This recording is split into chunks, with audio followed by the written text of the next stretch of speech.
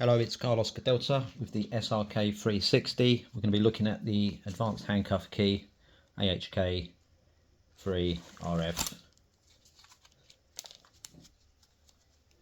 I'm just going to access the contents of the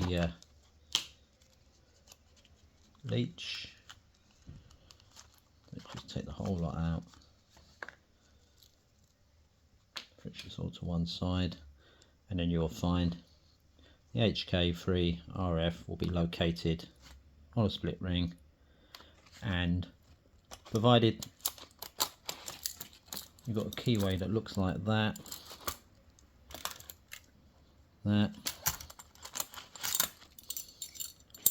or that, this key can be used to operate the handcuffs. So simply insert it to the keyway as you would with the standard key.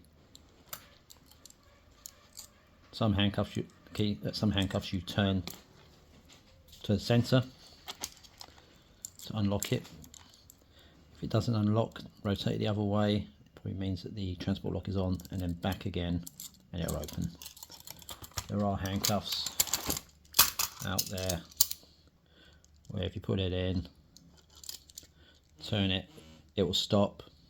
Don't turn it any further, just rotate the key the other way, and then you'll find you have a handcuff that works by turning the key out towards.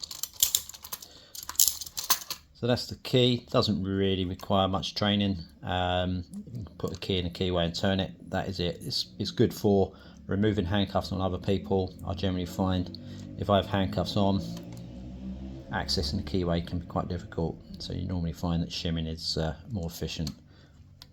And there we are, handcuff key there. Same handcuff that's on other products, so it's all about familiarity of the product there. But yeah, that's tucked away in there until you need it. Thank you for your time.